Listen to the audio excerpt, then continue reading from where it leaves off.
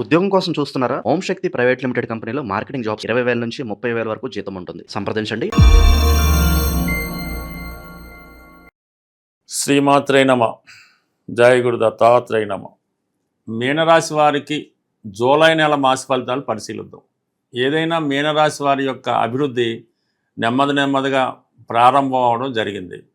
గత కొంతకాలంగా జన్మశని ప్రభావంతో ఇబ్బంది పడుతున్నటువంటి మీనరాశి వారికి గురువు యొక్క కర్కాటక రాశి ప్రవేశంతో మీ యొక్క జన్మశని ప్రభావం నెమ్మదిగా తగ్గి వ్యక్తిగతంగా మీరు పుంజుకొని మీకు ఎదురవుతున్నటువంటి సమస్యల్ని అధిగమించే ప్రయత్నంలో సక్సెస్ అవ్వడం జరుగుతుంది. ఇక ఫర్దర్గా ఆలోచించినప్పుడు రాష్ట్రాధిపతి గురువు పంచమ స్థానంలోకి వచ్చి అక్కడ ఉన్నటువంటి శుక్రుడితో కలియడం జరిగింది. ఇప్పుడు బుధుడు కూడా అక్కడ రావడం జరిగింది. ఈ నెల జూలై 7 వరకు కూడా బుధుడు పంచమ స్థానంలో వక్రించి ఉండడం వల్ల 3 శుభగ్రహాలు 5వ స్థానంలో సంచరించినప్పుడు మీ ఆలోచనలకి ఖచ్చితమైన సక్సెస్ వస్తుంది. అలాగే మీ యొక్క ఇంటర్వ్యూలో కానీ ఉద్యోగం మార్పులో కానీ కంప్లీట్గా మీ చేంజ్ రాబోతుంది.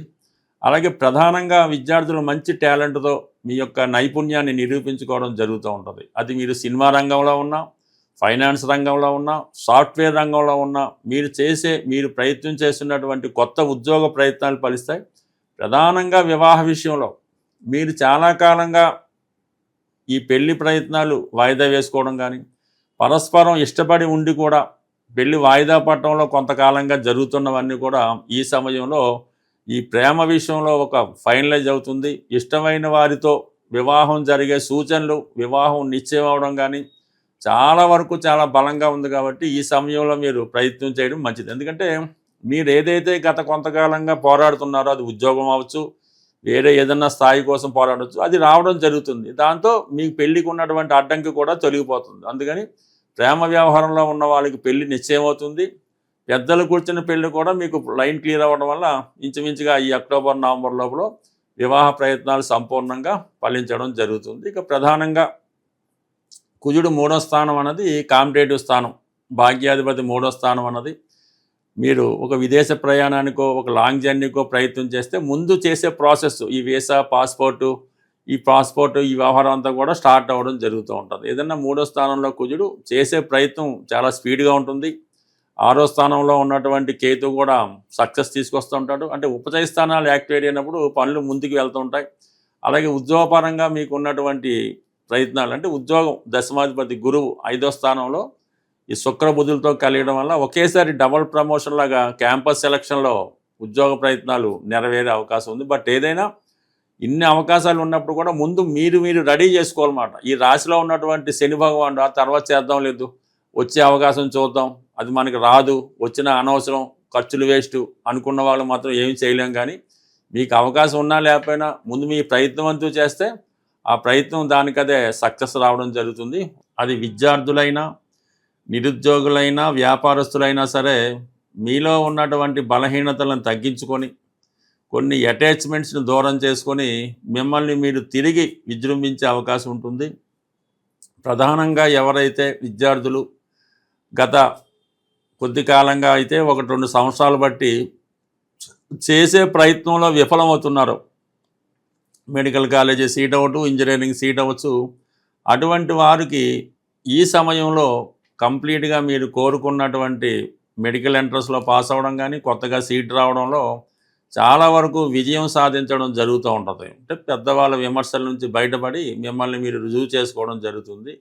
డైరెక్ట్గా చెప్పాలంటే మీలో ఉన్నటువంటి బద్ధకం, పోస్ట్పోన్మెంట్ అంటే తగ్గి ఉత్సాహంగా ప్రయత్నం చేయడం జరుగుతుంది. ఇక్కడ నుంచి మీ జీవితం కొత్త మలుపు తీసుకోవడం రావడం నెమ్మదిగా పూర్వ వైభవానికి రావడం జరుగుతుంది. అయితే మీరు కంపల్సరిగా కొన్ని వదులుకోవాల్సి ఉంటుంది. 12వ స్థానంలో ఉన్నటువంటి రాహు వారి యొక్క అవసరాలకి మిమ్మల్ని ఉపయోగించుకుంటూ ఉంటారు. మీకు ఏదో హైదరాబాద్లో ఉన్నారు, ఎక్కడో పూనాలో కాలేజీలో సీట్ వచ్చింది, మీరు వెళ్ళటానికి మీ మిత్ర బృందమో మీరు మిమ్మల్ని ఆశించిన వాళ్ళు పెద్దగా ఇష్టపడరన్నమాట. ఎందుకంటే మీరు వెళ్ళిపోతే వాళ్ళ అవసరాలు ఎవరు తీర్చేవాడు ఉండడు. కాబట్టి మిమ్మల్ని ఏదో విధంగా నిరుత్సాహపరిచో ఇంకో రకంగా చెప్పో మిమ్మల్ని అక్కడికి వెళ్లకుండా చేస్తూ ఉంటారు. అంటే మీ అభివృద్ధికి మీ స్నేహితులే ఆటంకపరుస్తూ ఉంటారు, అడ్డు తగులుతుంటారు. కాబట్టి వారిని ముందు దూరం చేసుకుంటే ముందు మీరు మీకు మీరుగా బాగుపడి మీకు మీరుగా మీ యొక్క టాలెంట్ రుజువు చేసుకొని ఫ్యూచర్లో మీరేటో రుజువు చేసుకోవడానికి కారణం అవుతుంది. ఈ చిన్న చిన్న బలహీనతల వల్ల మీరు ఇక్కడే ఉండిపోతే కంప్లీట్గా మీ యొక్క జీవితం ఇక్కడదా ఫుల్ స్టాప్ పెట్టవలసి ఉంటుంది. 1-2 సార్లు ఫెయిల్ అయినా థర్డ్ టైమో ఫోర్త్ టైమో సక్సెస్ అవ్వక మానదు.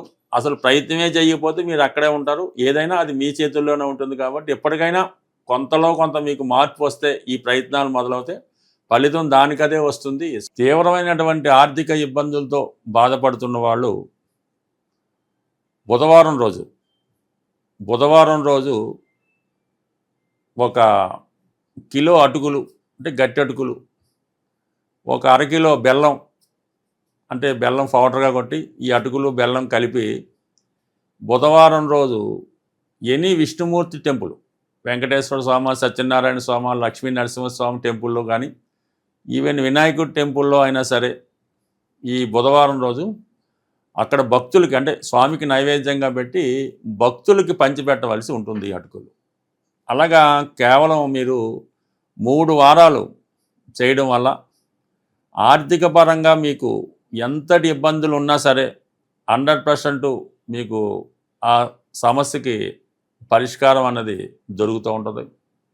అలాగే పెద్ద పెద్ద సంస్థలు రన్ చేస్తున్న వాళ్ళు, వ్యవసాయ క్షేత్రాలు ఉన్నవాళ్ళు ఏదో ఒక రోజు మంగళవారం రోజు అనుకుంటాం, మంగళవారం రోజు ఈ గోధుమ నూక అంటే బొంబాయి రవ్వ అంటారు, 1 కిలో గోధుమ రవ్వ, 1 కిలో పంచదార, 1 అరకిలో నెయ్యి, ఈ 3 శుభ్రంగా మిక్స్ చేసి మీ యొక్క కాంపౌండ్ బౌండరీ ఏదైతే ఉందో అంటే వ్యాపార సంస్థకి 4 పక్కల ఉన్న బౌండరీలో 4 పక్కల అది జల్లుకుంటూ వెళ్ళిపోవాలన్నమాట. అంటే చీమలకు ఆహారంగా, సింపుల్ మాట, చీమలకు ఆహారంగా ఈ నెయ్యితో కలిపినటువంటి గోధుమ నూక అంటే అటు రవి యాక్టివేట్ అవుతాడు, గురువు యాక్టివేట్ అవుతాడు, కుజుడు యాక్టివేట్ అవుతాడు. దానివల్ల మీకు ఆర్థికపరంగా సమస్యలు ఉన్నా ఆ సంస్థలో మీ యొక్క ఎంప్లాయీస్ ఉద్యోగస్తులు ఇబ్బంది పెడుతున్నా ఆ సమస్యకి పరిష్కారం దొరుకుతుంది. ఇది ఒక విధమైనటువంటి సమస్య పరిష్కారం. ఇందాక చెప్పిన అటుకుల సంబంధి ఇది చాలా ట్రెడిషనల్ మాట. కుచేలు లాంటి వారు మరి కృష్ణ భగవానికి అటుకులు ఇవ్వడం వల్ల అతను ఎంత ఐశ్వర్యంతుడవాడో అవి ప్రాక్టికల్గా కూడా జరుగుతున్నాయి. ఇవి నమ్మకంతో చేస్తే.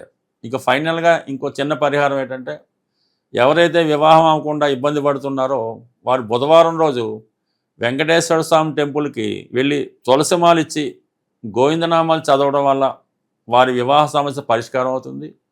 విద్యార్థులైతే బుధవారం రోజు విఘ్నేశ్వర టెంపుల్లో గరికతో అర్చన చేసుకొని కొద్దిగా గరిక తీసుకొని మీ బుక్స్లో పెట్టుకోవడం వల్ల కంప్లీట్గా మీకు విద్యాపరంగా ఎదుర్కొన్నటువంటి సమస్యలు పరిష్కారం అవడం జరుగుతుంటుంది. బట్ ఏదైనా ఇవన్నీ సింపుల్ సమస్యలు, పెద్ద ఏమీ యజ్ఞయాగాదులు ఏం చేయక్కర్లేదు. మీ శక్తి కొలది సింపుల్ రెమెడీ. అంటే ఈ భూతబలని ఈ జంతువులకి, ఈ మూగజీవులకి మీరు ఆహారం పెట్టడం వల్ల చాలా సమస్యలకి పరిష్కారం రావడం జరుగుతుంటుంది. వారి అవసరాలను బట్టి, వారి అందుబాటును బట్టి మీకు ఈ ప్రయత్నాలు చేసుకోవడం మంచిది. ఇంకా మీకు దగ్గరలో చెరువులు, నదులు లాంటివి ఏమన్నా ఉంటే మరి ఈ పేలాలు ఉంటాయి. ఈ పేలాలు లాంటి 1 కిలో లాంటి పేలాలు 1 కిలో తీసుకొని ఆ నదిలోనో చెరువులోనో వేయడం వల్ల కూడా వివాహపరంగా మీకు ఉన్నటువంటి సమస్యలు చాలా వరకు పరిష్కారం అవడం జరుగుతుంది. ఏదైనా చిన్న రెమెడీతోనే పెద్ద సమస్యలకు పరిష్కారం దొరుకుతుంది. అయితే సింపుల్గా ఇది ఏమవుతుందని అనుకుంటారు, కానీ నమ్మకం ఇంపార్టెంటు.